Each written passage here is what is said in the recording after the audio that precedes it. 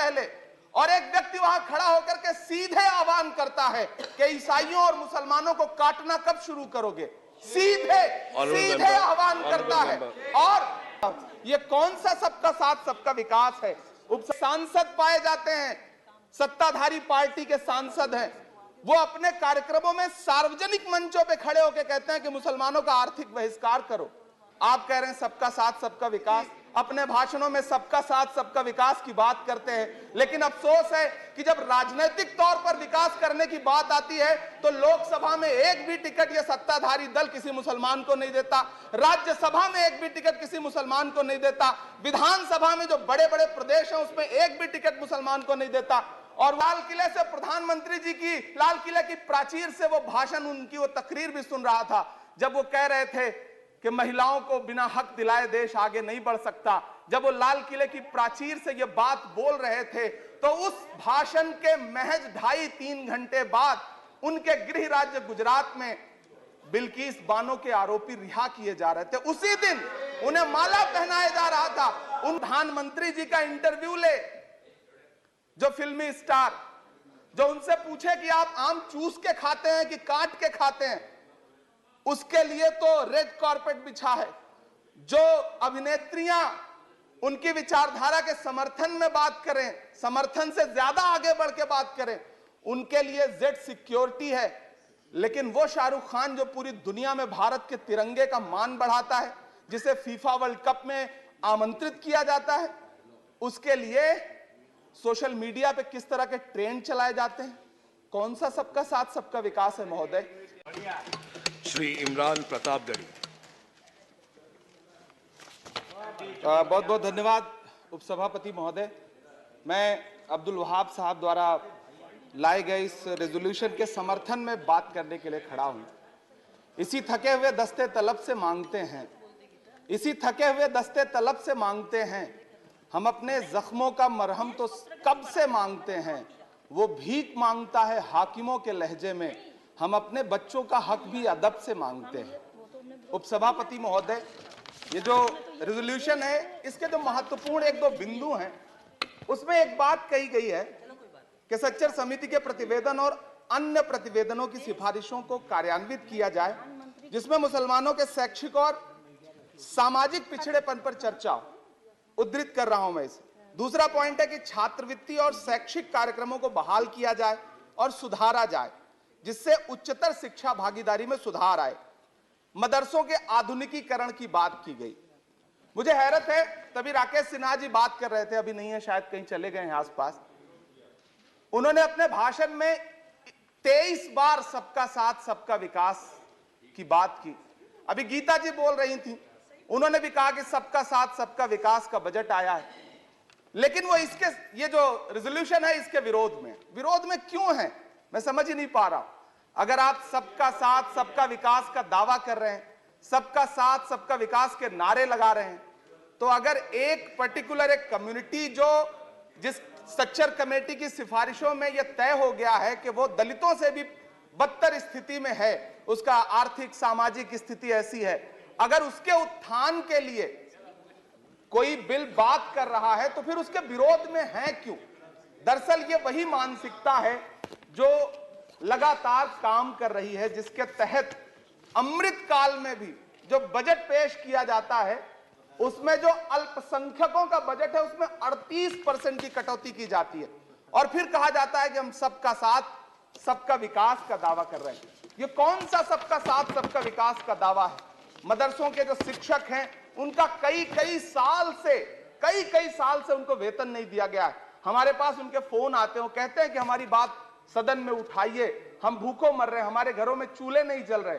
हम जब उनकी बात यहां करें तो विरोध, लेकिन बातें क्या हैं, सबका साथ सबका विकास, सबका साथ सबका विकास। एक नारा सुनाई पड़ेगा कि सबका साथ सबका विकास। ये कैसा सबका साथ सबका विकास है।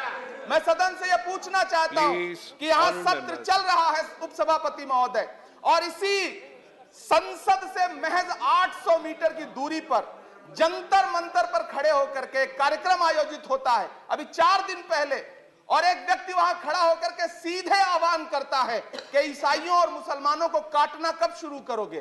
सीधे सीधे आह्वान करता है।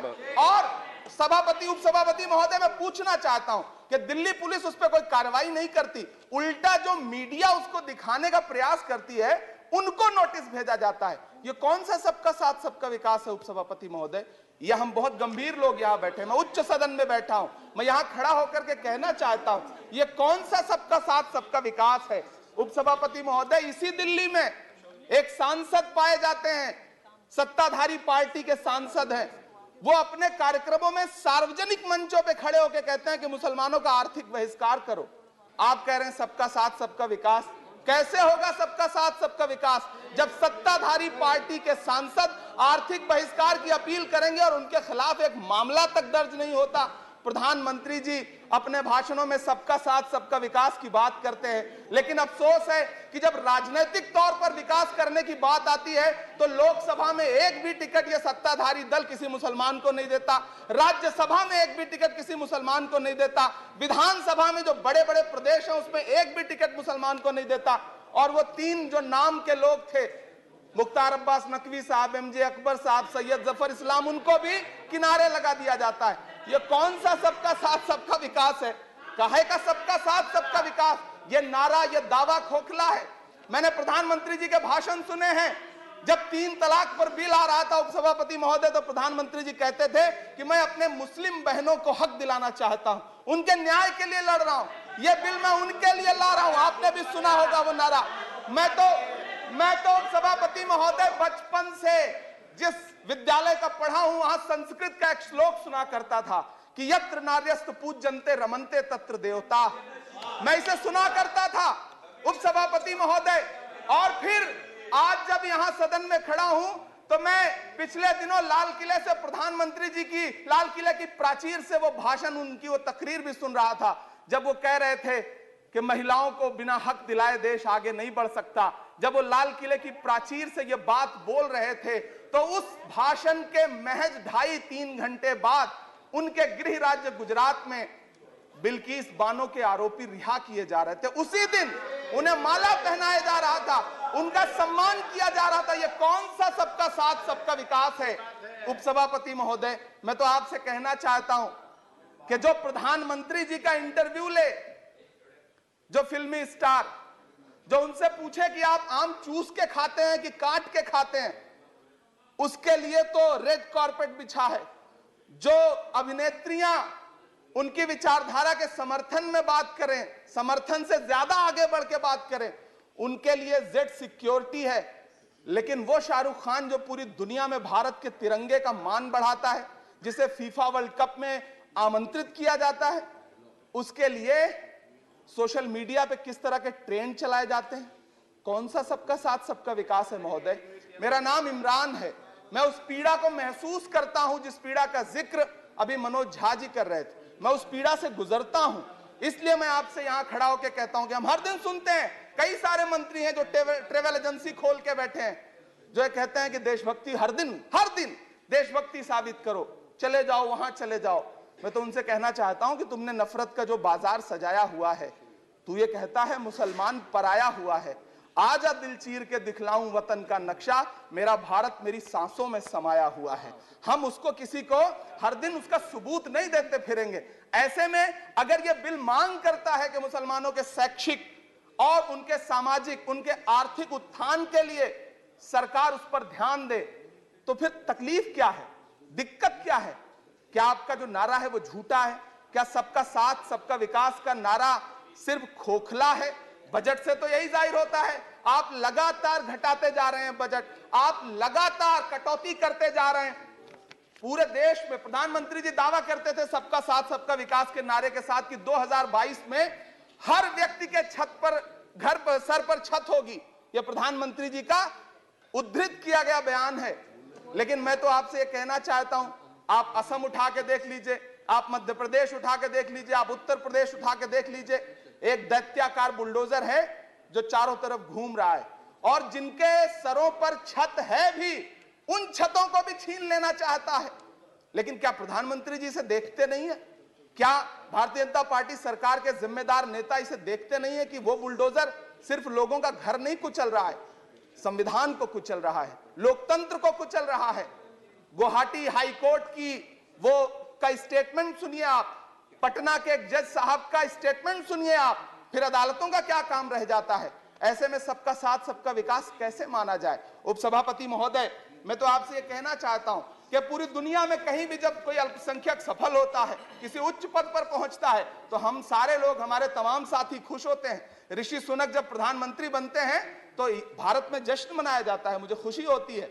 आप दुनिया के किसी दूसरे देश में अल्पसंख्यक अगर सफल होता है तो आप खुश होते हैं, मिठाइयां बांटते हैं, लेकिन अपने देश में अल्पसंख्यकों के खिलाफ किस किस तरह के नारे इसी दिल्ली और उसके इर्द गिर्द लगाए जाते हैं, क्या वो हम नहीं सुनते हैं? और अगर सुनते हैं, और अगर पाकिस्तान आपके लिए जिंदाबाद होगा, हमारे लिए हिंदुस्तान जिंदाबाद है, भारत जिंदाबाद है। मैं आपसे ये कहना चाहता हूं, आपसे ज्यादा देशभक्त हूं मैं भारत का इमरान हूं, मैं भारत का इमरान हूं महोदय, मुझे बोलने दें। बाहर भी नहीं बोलने देंगे, यहां भी नहीं बोलने देंगे, ये कौन सी प्रवृत्ति है? उपसभापति महोदय, मैं आपसे ये कहना चाहता हूं, ये जो साझी विरासत, अभी आदरणीय हमारे साथी राकेश सिन्हा जी बात कर रहे थे कि साझी विरासत अल्पसंख्यक बहुसंख्यक में बांटना नहीं है। मैं उनसे कहना चाहता हूं कि आदरणीय जरा सोशल मीडिया पे तो बहुत एक्टिव रहते हैं, रोज चैनलों पर भी बैठते हैं, चैनलों पे होने वाली डिबेट का स्तर देखिए, उसको रोकने के लिए हमारी सरकार रत्ती भर भी कोई कदम उठाना चाहती है? नहीं उठाना चाहती, बढ़ावा देती है। ये जो जहरीली बातें करने वाले चैनल हैं, उनके जो प्रमुख एंकर हैं, उनको सुरक्षाएं दी जाती हैं, उनको रोका नहीं जाता। कौन सा सबका साथ सबका विकास है? ये बिल जिस चीज की बात कर रहा है, अभी राकेश सिन्हा जी कह रहे थे कि प्रधानमंत्री जी ने कहा तिरंगा यात्रा निकालिए।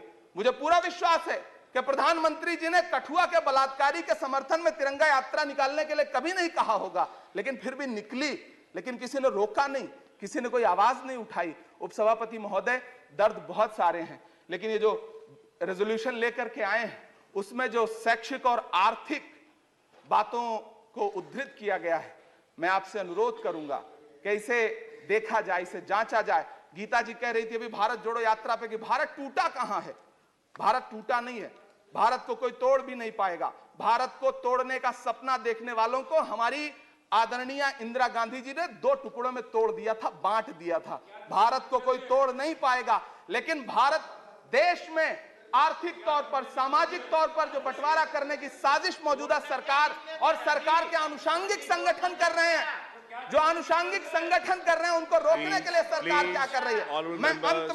मैं अंत में इतना कहना चाहता हूं उपसभापति महोदय के यूपीए के शासनकाल के दौरान श्रीमती सोनिया गांधी जी के प्रयास से, डॉक्टर मनमोहन सिंह साहब के प्रयास से दलित और अल्पसंख्यक बच्चों के लिए फ्री रेजिडेंशियल यूपीएससी की कोचिंग शुरू की गई।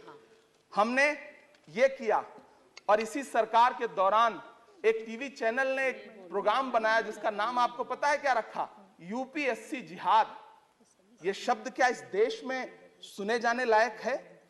लेकिन सरकार ने क्या किया? एक शब्द नहीं बोला। माननीय उच्चतम न्यायालय ने संज्ञान लिया, जब लोग उच्चतम न्यायालय गए तब वो कार्यक्रम रुक सका। ऐसे कार्यक्रम बनाए जा रहे हैं और सरकार कह रही है कि सबका साथ सबका विकास। उपसभापति महोदय, मैं अंत में आपसे इतना कहना चाहता हूं कि ये जो आर्थिक और सामाजिक आधार पर जो बहुत बड़ी खाई है, उसको पाटने के लिए ये जो रेजोल्यूशन लाया गया है, मैं इसका समर्थन करता हूं। तमाम वो शहर जहां अपना छोटा छोटा रोजगार है, जिनका, जैसे मुरादाबाद का पीतल उद्योग, अलीगढ़ का ताला उद्योग, या देश में जो तमाम शहरों में बुनकर उद्योग है, इस सब की बढ़ोतरी के लिए, इनको आगे बढ़ाने के लिए, इन्हें संजोने के लिए ये बिल बहुत कारगर रहेगा। शैक्षिक तौर पे लोगों को आगे लाने के लिए बहुत कारगर रहेगा। तो मैं ये रेजोल्यूशन बहुत कारगर रहेगा। और मैं अपने सत्ता पक्ष के साथियों से कहना चाहता हूं कि रिश्तों की ये नाजुक डोरें तोड़ी थोड़ी जाती हैं, अपनी आंखें दुखती हों तो फोड़ी थोड़ी जाती हैं। हम भी इसी देश का हिस्सा हैं। हम आपसे अनुरोध करते हैं कि इस रेजोल्यूशन को संजीदगी से लिया जाए। मैं इसके समर्थन में अपनी बात रख रहा हूं। धन्यवाद। श्री जीवीएल नरसिम्हा राव।